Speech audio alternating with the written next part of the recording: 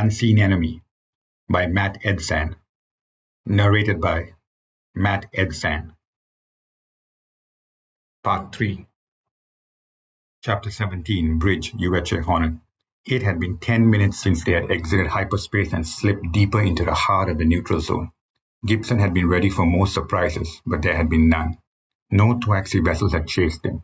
Apparently, whatever the Toaxi had been up to during their attack had been limited to that part of the neutral zone. 2 of his officers had carried the male Toaxi off the bridge.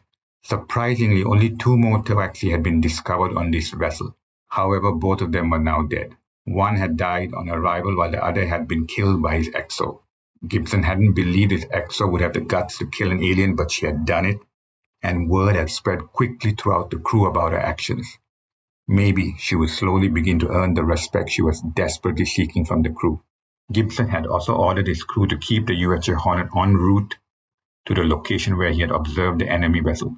Going to that location years later was a long shot. It was something he had been pondering ever since Rear Admiral Hutchinson had explained the mission. The chances of finding anything there were minimal. The enemy vessel could have been monitoring his vessel during the war, but that was the purpose of their mission.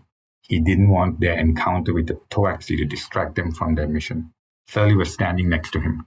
She had been unusually quiet during their short journey through hyperspace. He found her silence slightly uncomfortable. It was time for him to find out what she was thinking, especially after he had discovered her experience with the Toaxi species. Gibson motioned for her to sit at the XO station. We only detected 3 Toaxi on board. What do you think happened to the rest? Shirley paused for a moment. I think it was a test run. Her words implied that the rest of the Toaxi who had been launched out into space had died during their transport.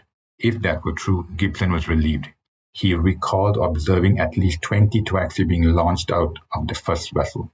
Had those 20 successfully appeared on the UHA Hornet, Gibson wasn't sure if his crew would have been able to fend them off. Gibson frowned. By whoever attacked both our species, you mean? That explained why the Toaxi looked confused when they appeared on this vessel. It was as if they hadn't expected their transport to work. The Toaxi were just being used by someone. They didn't know what to expect when they materialized here. This was probably the first time they attempted to use the transport technology on their own selves. Gibson touched his chin. But that transport technology was able to breach our shields, which is very concerning, Captain, Shirley mused. If this was a test to determine whether the Toaxi could have breached our shields and transported over, I believe it was successful.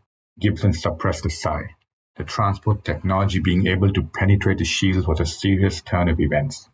He would need to update Rear Admiral Hutchinson on it as soon as possible. Do you think there was an enemy vessel nearby monitoring what was happening? Gibson asked. Shirley looked at him. That's a possibility. It could have been a cloaked vessel. I doubt your crew would have been on the lookout for any such vessels when we reached the neutral zone. Gibson bit his lip. Shirley had identified a clear gap in his bridge crew's operations. He would need to discuss the matter with his XO. Despite his crew's inexperience, they needed to level up quickly. He couldn't afford to have another incident on the bridge where he himself had to tackle an alien. He needed his crew to react to the next alien to appear much faster than what had just happened. If that's the case, then we need to go to the Tishok, the Toaxi homeworld. We'll be able to find some answers there. From my experience with them, the Toaxi won't simply tell us who they are working with, Shirley countered. We need to find a way to gather intelligence discreetly. As Gibson had feared, the female Poruk was highly perceptive. She must have been a formidable captain during the Pinnacle War. Captain, we are arriving at the location where the enemy vessel was spotted during the war, the navigation officer announced. Gibson turned his gaze to the view screen, scanned the vicinity for any vessels. Scans do not detect anything, the sensor officer reported. Look for cloaked vessels or their signatures, Gibson ordered. Cloak, sir? The sensor officer asked. Gibson struggled to control his frustration. Yes. The sensor officer turned to him, picking up a faint energy signature. I'm unable to identify it based on those in our records. An unknown ship signature could have come from any number of vessels that typically traveled across the neutral zone. The signature could even belong to a pirate ship or an unknown freighter. The possibilities were endless, but they needed to be careful. The earlier encounter with the Toaxi had rattled him. Are you able to plot its route and put it on the display? Gibson asked. Also show me the planets along the route. Aye, Captain, the sensor officer replied. The Gibson's eyes widened at the route displayed. The route went by the Taoiseach. That narrowed all the possibilities. Chapter 18, Captain's Ready Room, UHA Hornet. Gibson sent a message back to Rear Admiral Hutchinson updating him of their situation and intention to head over to the Taoiseach. The journey to the Toaxi plant would take a few days. Gibson had intentionally ordered the bridge crew to avoid hyperspace. In his report, he also included his suspicions of the Toaxi, their use of the transport technology that was able to breach the shields, and their potential alliance with the new unknown enemy. Gibson still didn't know why this new enemy would want to create an alliance with the Toaxi species. They were a low-level species in the grand scheme of things, but that itself pointed to the reason. An unknown enemy would easily be able to manipulate a smaller species such as the Toaxi, and the Toaxi would willingly want to obey an alliance with the hope of becoming a more powerful species. Gibson still had many lingering doubts about Captain Surly. Although the female Porokian had helped him with the Toaxian intruder on the bridge, he chose not to be fooled by her. Had her decision to talk to the Toaxi led to the attack? Could she have even triggered the launchers? He couldn't discount the fact that Surly could have sent the Toaxi a signal when she spoke to them on the bridge. He hoped that wasn't the case, but the Toaxi species' ability to recognize the female Porokian was concerning. It meant Surly had significant contact with the Toaxi species. They wouldn't have recognized Surly if she had been merely passing through their space. She must have visited their homeworld. He had chosen not to ask her about it. It wouldn't have done any good anyway because the female Porokian could have easily lied to him. He also didn't want to alert Surly to what he was thinking about ever since the encounter with the Toaxi. A buzz at the door broke his thoughts. "Enter," Gibson hollered. His XO strode in and took a seat. All the teams did a secondary check of the entire vessel deck by deck again. They found nothing. There should be no more Toaxi on board. Gibson leaned back in his chair. "I didn't authorize that. I ordered them to do it," Siobhan remarked.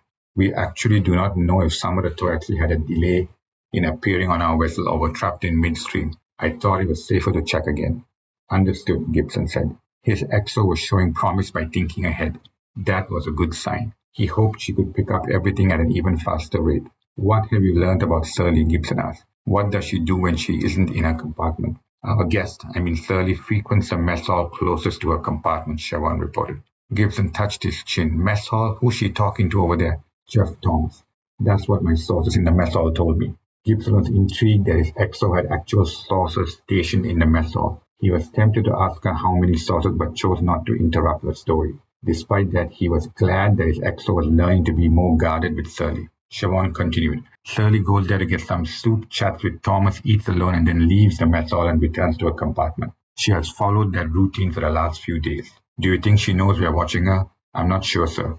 Gibson had hoped his XO had been more discerning. "I think she knows." "Why do you say that?" "It's just a feeling I have," Gibson replied. "She is a Poruk captain. She would have been warned by the Poruk Empire that we would have her under surveillance. If I had been on a Poruk vessel, I would expect nothing less. One more thing, sir.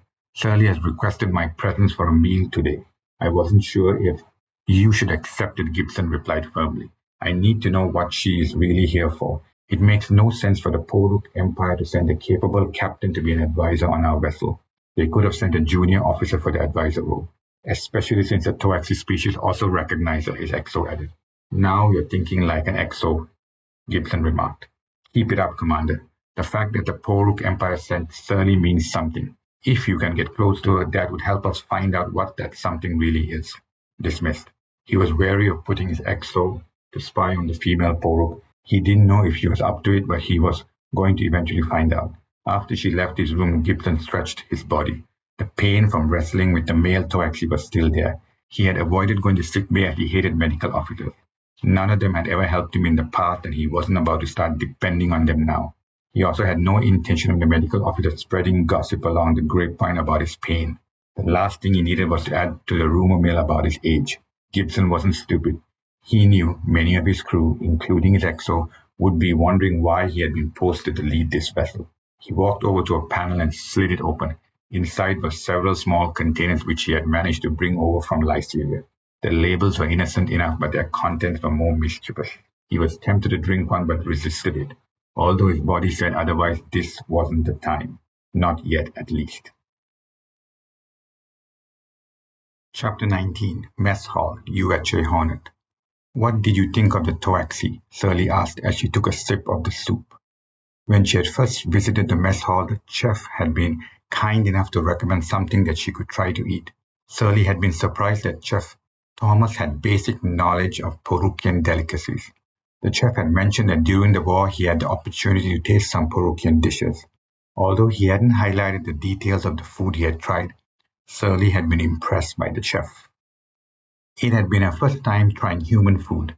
At that time she had struggled drinking the human soup, but now, after a few times of swallowing the human soup, Shirley was confident she had mastered it. Porukian food culture was all about mastering the food that was consumed. Even if a Porukian didn't like a particular food, they had to master it. Porukians took great pride in the mastery process. If a Porukian was unable to master the food, it was counted as something against them. Coming from the agri line, her parents had been instrumental in helping her master many different types of Porukian food. That had also helped her during the training for command, which also required every Poruk captain to demonstrate the ability to master the core Porukian dishes. It was another test every captain had to undergo in addition to their usual capabilities. The human soup was an easy dish to master in comparison to some of the more difficult Porukian dishes she had been served during her training. Shirley knew she was being watched the first time she entered the mess hall. It was so obvious. The human seated in the corner had kept looking up in her direction several times, but she hadn't cared as long as the human observing her noticed she only came down for the food and talked to the chef. The humans should have selected a more capable observer. However, they hadn't, and it clearly showed. Anne was another sign of an inexperienced crew being given charge of a critical mission. Shirley remained mystified as to why UHA would send such an inexperienced crew. If it had been the Poruk, they would have sent their best out there to investigate the new enemy. The mastery of the human soup dish wasn't the real reason she kept visiting the mess hall. Unbeknownst to humanity, after signing the peace treaty, the Poruk Empire had stationed multiple cloaked stationary drones throughout the neutral zone. Their purpose was simple: to provide a simple means of encrypted communications back to Imperial Command for any Porukian. Every time Shirley had taken her soup bowl and sat down in one corner of the mess hall, she had transmitted out a report back to Imperial Command. It would have been impossible for any human to notice it as she only clicked on a device inside her pocket. The device would then send the encrypted transmission to the nearest cloaked drone. She could only imagine the human observer reporting back to the XO and the captain about her activities in the mess hall. She doubted the XO would think much about her routine. However, the captain was altogether a different individual. He was experienced and would suspect something, but even then, he would not be able to discern the entire truth. By sending a transmission in the mess hall, she was able to hide her transmission amongst all the other devices in use by the humans. Despite that, Imperial Command had been explicit in warning her that she would not receive any confirmation of her transmission while on board the human vessel. The risk of exposure was too great. Imperial Command also wasn't sure whether humanity had uncovered their network of cloaked drones. So far, Shirley had been able to send her transmissions successfully without attracting any unwanted attention. I think they took a great risk testing out that transport technology, Siobhan replied. So many of them would have died in transit. Shirley noticed that the XO was eating her food at a slower pace than her. She suspected the XO had been ordered by Gibson to learn anything she could during their meal. Although the captain appeared on the surface as an individual who may have seen his best days in the past, Shirley refused to take him for granted. His quick reaction to the male Twaxi who materialized on the bridge was evidence of his tenacity. That was a trait about humanity Shirley had learned the hard way during the Pinnacle War. To the Twaxi, I would say the risk was worth it, Shirley said. Whoever had given them the technology would have observed the results. Why are both you and the captain so sure someone gave the Twaxi the transport technology? Siobhan asked. It was a naive question from an inexperienced officer, and the female human hadn't even realized that she had divulged some information in the process. Shirley also found it shocking that UHA would assign such an XO to this vessel. It was as if the UHA was wanting Gibson and his crew to fail, which was strange. The humans had initiated the idea of a joint mission with the Poruk Empire, but they hadn't equipped the vessel with the necessary crew.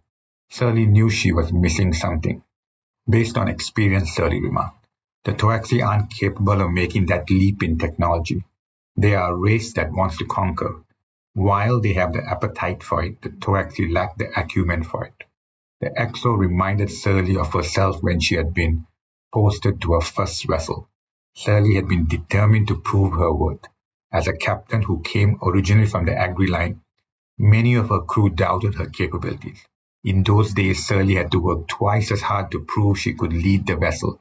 There had been times when even her own Exo had questioned her decisions, but she had shut him down and proven herself. Commander Siobhan had that same determination. Surly knew it would be a hard journey ahead for the young female human. Captain Gibson seemed to have his reservations about his own Exo. However, Surly understood exactly what the human Exo was going through. If the Exo had been a younger Porukian, Surly would have tried to encourage and guide her, but this was different.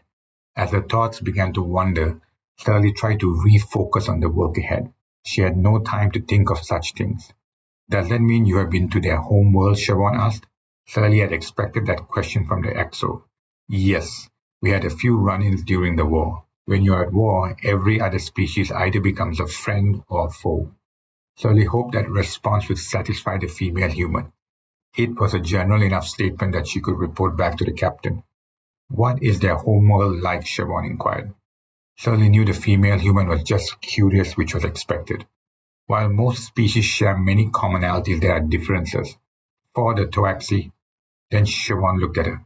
The captain wants the both of us on the bridge. Chapter 20, Bridge UHA Hornet. Gibson observed his Exo stride in and stayed at a station while Surly stood nearby. Why have you stopped? Surly asked. Because we have a problem, Gibson announced. Lieutenant, would you care to explain? The navigation officer turned as a star chart appeared on the view screen. The original course to Tishok takes us along this route. A red dotted line appeared on the star chart, with another dot highlighting the UHA Hornet's current position. I don't understand, Siobhan said. The view screen changed to reveal quite a large asteroid-like field in front of them. We just need to calculate a new course around the asteroid field, Siobhan proposed. His Exo was too enthusiastic to suggest the first thing that came to her mind. She needed to learn to carefully weigh the situation and make a suitable recommendation. That would come with experience. Until then, Gibson had to be careful with listening to anything his Exo said. Gibson turned to Surly. She must have sensed his eyes on her. That isn't an asteroid field, Surly observed. It's a debris field. Look who won the prize, Gibson remarked. Surly looked utterly confused until Siobhan leaned towards her and whispered something. Gibson suppressed a smile. It was good to keep the female Poruk on her feet. Meanwhile, his Exo seemed to be making headway with the female Poruk. That was what he had hoped for. His trust level with Surly hadn't shifted much. He also doubted it would improve any time during the entire mission. But right now she wasn't the enemy, and he had to leverage upon her deep experience, especially with the Toaxi, to locate his daughter. Neither Surly nor his Exo knew that his daughter had been abducted. Rear Admiral Hutchinson had warned him not to disclose that information, especially with the Poruk captain around. For once, Gibson had been in agreement with Hutchinson. Scans detected debris from a space station, the sensor officer grimaced. Bring up the star chart again, Gibson ordered. There's supposed to be a Guti outpost here, but there's no sign of it. The Guti were a smaller species that Gibson had encountered during his short retirement stint. He had met a few of the male Guti at one of those rambunctious dinners on Lyceria. The male Guti had big mouths that liked to ramble on and on. The Guti were traders, nothing more.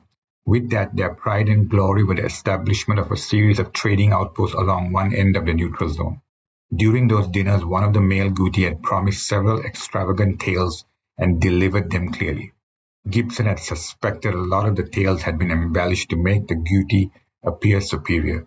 Despite that, every individual at those dinners had enjoyed the Guti tales with rounds of hearty laughter. Are you saying that someone destroyed the Guti trading post? Siobhan asked.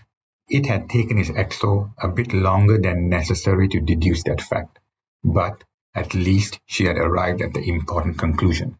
Although he needed to teach his XO to control her tongue in front of the bridge crew, sometimes it was important not to reveal your lack of competence, especially when a Porukian spy was standing right next to you. By the surprised look she got from the rest of the bridge crew, Gibson knew none of them had even considered that possibility. He again had to control his frustration with his crew. But sooner or later, he was going to explode at his bridge crew, and that would be a bad moment for him and them. I don't think it's the Toaxi, Surly admitted. Agreed, Gibson nodded. The Toaxi species may think of themselves as warriors, but destroying an outpost didn't seem to align with their agenda, and Gibson didn't believe they had the firepower to accomplish it. Although the Toaxi were working with another species to elevate themselves, he found it incredibly hard to believe that they would go around and destroy random space stations in the neutral zone. While there were no laws that oversaw the neutral zone, it was galactic common sense not to pick a fight in unclaimed space. But the Toaxi we had encountered claimed the neutral zone, Siobhan said. That would give them the incentive to destroy the Guti outpost. Gibson raised his eyes. His XO made a good point. He also caught a surprised look from Surly.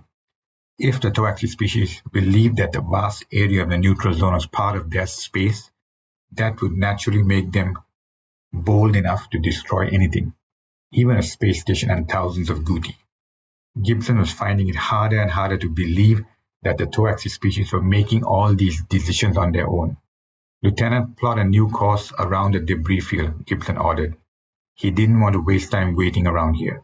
He suspected whoever had destroyed the Guti outpost had done it intentionally to slow down the travel in this part of the neutral zone. But he didn't know why they would do that. Captain, we're picking up a vessel on the other side of the debris field, the sensor officer reported. Put it on the screen, Gibson hollered. One vessel having the shape of a cylinder appeared on the view screen. It was the unknown enemy that had attacked both the Poruk and human planets. Chapter 21, Bridge UHA Hornet. Gibson stared at the view screen. It was his first time seeing the enemy vessel. He had seen images of it through a series of UHA reports, but that was different from seeing it up close, even if it were on the view screen. Battle stations everyone, his XO ordered. Weapons powered up, the tactical officer said. Surly turned to him. I would advise against firing your weapons. Gibson nodded. He had also read the reports from the Poruk encounter with the enemy vessels. He hadn't known how UHA had gotten access to those reports, but they had given him some well-needed intelligence and insight on this unseen enemy. I understand they repel another vessel's weapons fire, Gibson remarked. Surly seemed taken back by his statement. That had been Gibson's intention in revealing it to the female Poruk. Apparently, she had not been privy to the fact that UHA had access to the Poruk reports. Do you know what the Poruk vessel actually saw when they attacked the enemy? Gibson asked. I was the captain on that vessel, Surly admitted. Once we realized our weapons fire was being reflected back, we took evasive actions to evade it. Gibson's eyes widened. He hadn't expected that from the female Poruk. The Poruk reports had never mentioned the vessel nor the captain who had encountered the unseen enemy. Siobhan's mouth was hanging half open. He assumed his XO must have heard Surly's words. There was no other reaction from the rest of the bridge crew. Gibson suppressed a sigh of relief. He didn't want his crew being distracted by such classified information. He slowly began to understand why Surly was here. She had a first-hand encounter with the unseen enemy. Do not fire, Gibson barked. He then turned to Surly, mindful not to let his crew hear his words. That information would have been useful when you boarded my vessel. I wasn't authorized to release that information to you, Surly replied curtly. And I'm still not allowed to do it. Then why now, Gibson asked. Because I didn't expect us to encounter the enemy vessel so soon, Surly replied. Gibson was tempted to say something but held his tongue. What the female Poruk had just said didn't make sense. She had directly gone against her orders from her superiors. Despite that, he found it suspicious as to why that information hadn't been shared in the first place. Was this all part of an intentional act she was playing? The female Poruk remained an enigma. Would you like to share the details of what happened when you previously encountered the enemy vessels? Gibson asked as he kept one eye on the view screen. The enemy vessel hadn't moved, It was as if the enemy vessel was taunting them by doing nothing. He sensed an uneasiness sweep through the crew. The enemy vessel's goal was coming to fruition. Shirley initially hesitated, as if she was trying to make up her mind on what to share, but then she leaned in and shared her encounter with the enemy vessels. Gibson listened as he observed his XO lean forward, but Shirley's words didn't reveal anything new. He couldn't know for sure whether the female Poruk was withholding any further information on the incident, and it would do no good to try and force it out of her. The Porukians were known to be tolerant to high levels of pain. Gibson had once had the opportunity to extract information from a Porukian prisoner during the war, but it had failed miserably. He had spent over 3 days in sourcing for different ways to get the information. Gibson hadn't been proud of some of the things he had forced the Porukian prisoner to endure. Although they had been in the middle of the Pinnacle War, he preferred not to recall too much of those days torturing the prisoner. In the end, that prisoner had been sent back to Poruk space. "Do you know why the enemy vessel targeted Capital 3? Gibson asked. Shirley shook her head as she straightened herself back up. "The Poruk Empire is still analyzing my ship's logs and haven't found a connection." Gibson was certain about one thing. She was lying. An enemy doesn't conduct random attacks on a planet. Capital 3 had been selected for a reason, just like the attack on UHA had been targeted to abduct her daughter and the other scientists. Gibson frowned and turned his full attention back to the view screen. "Captain, the vessel's shrinking," sensor officer announced. "It's gone. I believe the vessel's appearance and disappearance is a warning," his XO said. Gibson stared at her. His XO was on a roll today. It was the second time in the last few minutes that she had caught his attention, but he knew she was right on the ball. The enemy vessel had wanted to be detected. It was a warning, but he wasn't going to be scared away by it. He had to find his daughter. No warning was going to stop him. Chapter 22. Deck, UHA Hornet. Shirley sat on the chair and stared at the glass-encased purple flower in her right hand. Wherever she went, she took it with her. Growing up, she hadn't been the type of Porukian child who grew attached to objects. In fact, most Porukian parents frowned upon their children becoming attached to objects. Shirley didn't know why that was so, but she recalled her parents always reminding her that it was a sign of weakness to put a value on objects, no matter what the reason. Their stance had been that objects are always temporary and could be easily replaced. Despite that, the glass-encased purple flower had found a place in her heart, a strong and stubborn place. Technically, the purple flower wasn't an object, although the glass-encased container was. She never spoke to anyone about it. It was a part of her life she chose to keep to herself, which felt refreshing. The purple flower would remain a constant reminder of her losses during the Pinnacle War, losses that she had no control over, all because of the stubbornness and persistence of the human species. And yet, now she was inside a human vessel, working together with the very enemies that had caused her so much heartache and pain. It was something she could have never foreseen. Standing on the human bridge, Shirley had needed to use all her suppression abilities to not let her emotions overwhelm her. Every time she looked around at the humans and the bridge crew, flashbacks of the past atrocities tried to rise in her mind. Every word the bridge crew uttered brought a fresh bout of memories of different encounters with the humans during the Pinnacle War. She had not anticipated the struggle within her to be so strong.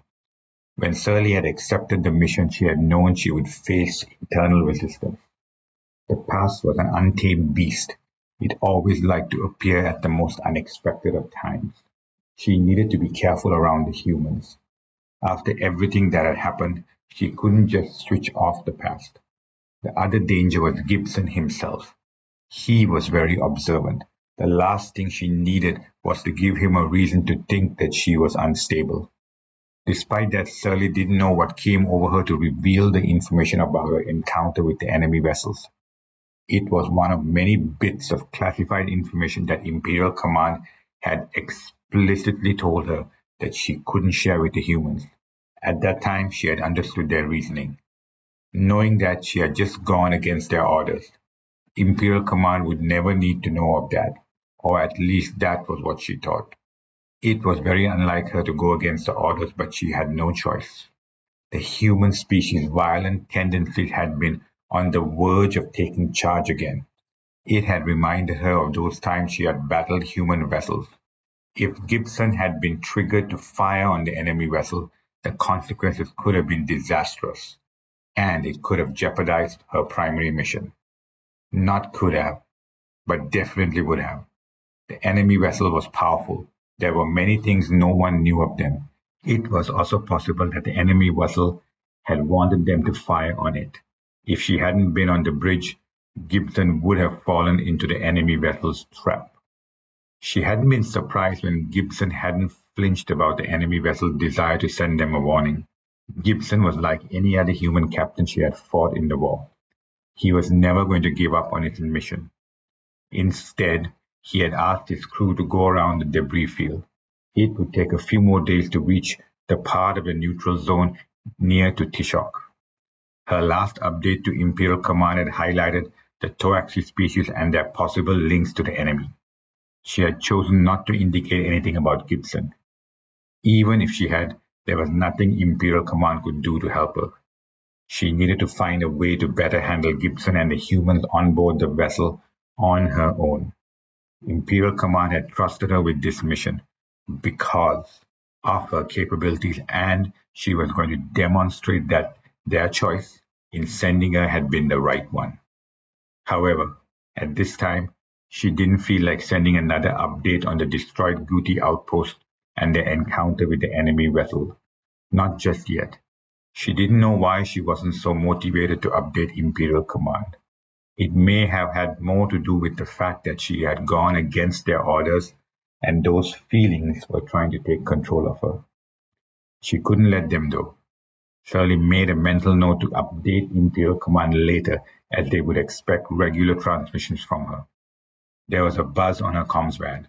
It was Commander Chavon. It was time. Shirley stood up, left the compartment, and headed for the hangar bay. Before she had left the bridge, Gibson had shared on his next steps once they were close enough to Tishok. She had accepted his plan, only making one suggestion, not only because it helped her mission, but it made her useful. She felt it strange to be a spectator to everything happening on the human vessel.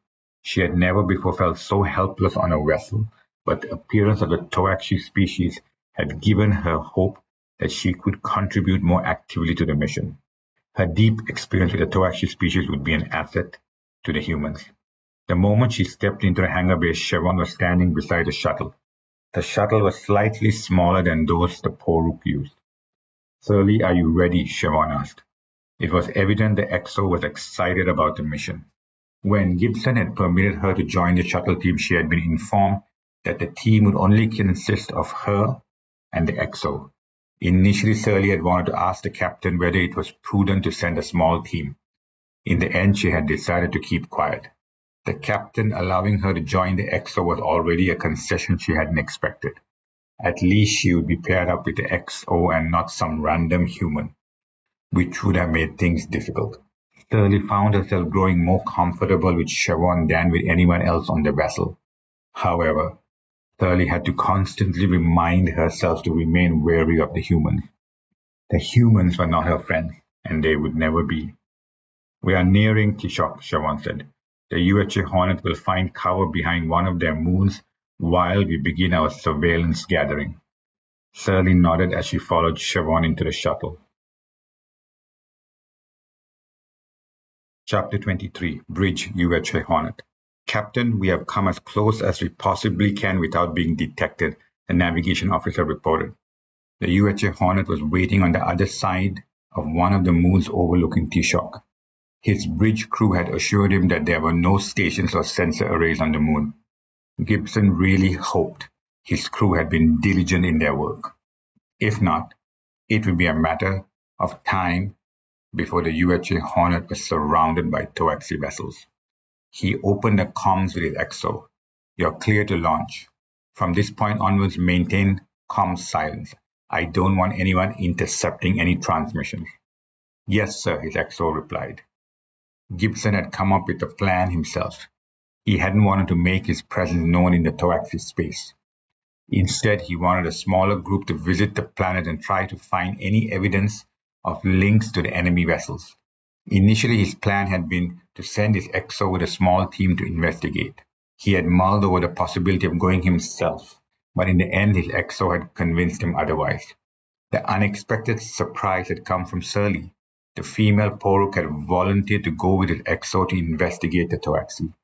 Gibson had hesitated, not knowing what was behind Surly's sudden proposal.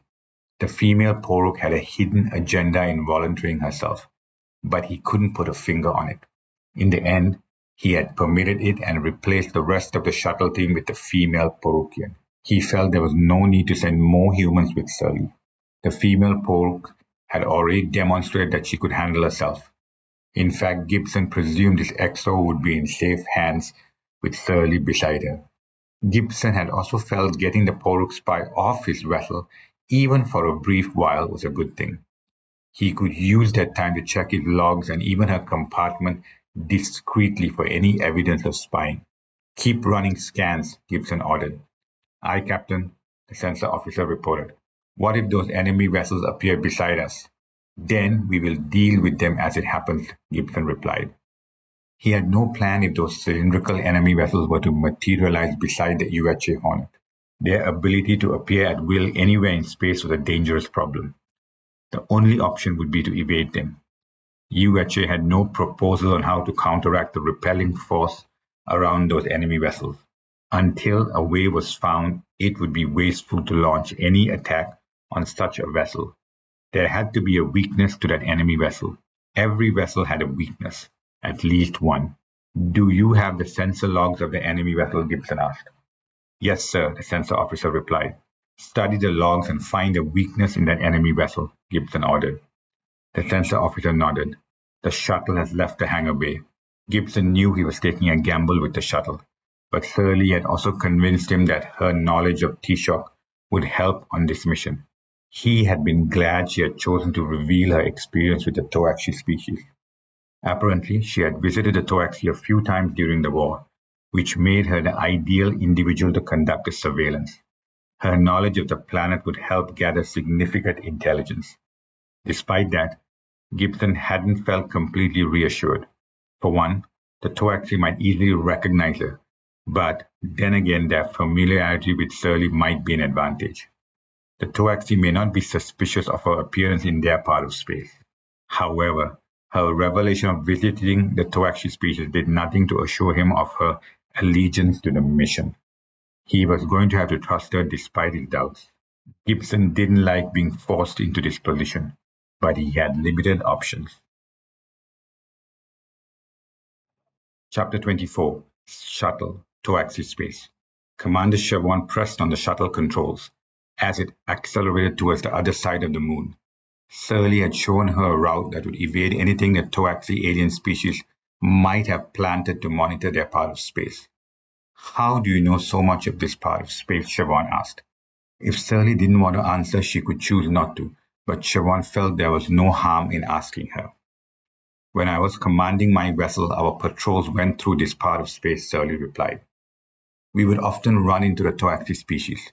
That was why they recognized me." Siobhan was surprised that Surly was being quite frank about her encounters with the Toaxi species. "I suspect that's also why your captain permitted me to join you on this mission," Surly added. "I'm a familiar face to the Toaxi, in case things don't go the way we expect them to." Siobhan agreed with the female Poruk's assessment. Captain Gibson was quite experienced and deliberate in his decisions. If she had been captain, she probably wouldn't have allowed Surly to come on this mission. But she had to defer to her captain. He must have had his reasons. When Siobhan had discovered who would be her captain, she had been stunned. Why would UHA bring back a retired captain to command such a vital mission? But then, she had discovered that the captain had knowledge of the original sighting of the enemy vessel. Even then, Siobhan had tried to find out more information on Captain Gibson, but she found that a lot of the information had been classified, which only increased her concerns. Captain Gibson must have done something bad to warrant an early retirement. It was the only thing she could conclude. Despite that, UHA had brought him back. She couldn't reconcile the two directions by UHA. Surly's words brought Siobhan back to reality. Is this your first shuttle mission? Siobhan nodded. It was embarrassing to acknowledge, especially in front of an experienced Porukian captain. But that was the truth. There was no point hiding that fact. The shuttle transited to the other side of the moon and began its slow journey towards the eastern part of Tishok. Although it was her first shuttle mission, Siobhan was glad Captain Gibson had put his trust in her. Initially, she had feared the captain might send a more experienced crew to watch over her. Fortunately, that hadn't happened. This mission would be another opportunity for her to show she was ready to tackle the perils of space. Then you need to be ready for the unexpected down there, Surly warned. What do you mean? Siobhan asked. From our brief encounter with the Toaxi earlier, many things seem to have changed, Surly remarked. The Toaxi don't seem to be acting as those I had met in the past. Something about them has changed, and I want to know what had happened to them. Is that why you pushed the captain to join this mission? Siobhan asked. Pushed? Siobhan bit her lip regarding her choice of words. She needed to be careful what she said. Prior to heading to the hangar bay, Captain Gibson had called her aside and advised her on being careful with what she said, especially in front of the bridge crew. Siobhan realized the captain was looking out for her and trying to mentor her, which she gladly accepted. I mean requested Captain Gibson to join the mission, Siobhan corrected. Surly nodded. Siobhan believed Surly. The female Poruk had this determination in her eyes. It was something Siobhan had seen in herself many times over. Every time an obstacle was put in front of her, she went up a notch on her determination meter. Succeeding was always the goal. It wasn't a nice thing to have. It was the only thing to achieve. We are entering orbit, Siobhan announced, as the bluish-gray planet filled up the view screen. Should we send a probe? No.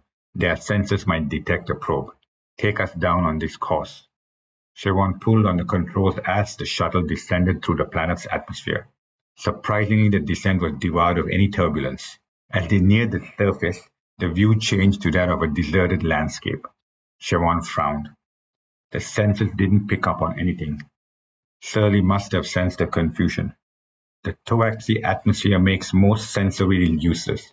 You cannot rely on your senses once you descend through the atmosphere. It has something to do with the particles in the atmosphere. The first time I came here, I was also shocked by it. Siobhan nodded reluctantly. No one had trained her during the academy days on how to navigate a shuttle without the guidance of sensor readings. This was going to be another challenge to conquer. Added to that reality was that this was her first mission outside of the UHA Hornet. She expected there would be many new things she would encounter. A part of her was excited, while another part felt that she wasn't ready. But how do the Toaxi? Siobhan's voice trailed off. A shudder rolled through the shuttle before it banked violently to the left. Part 3. The End.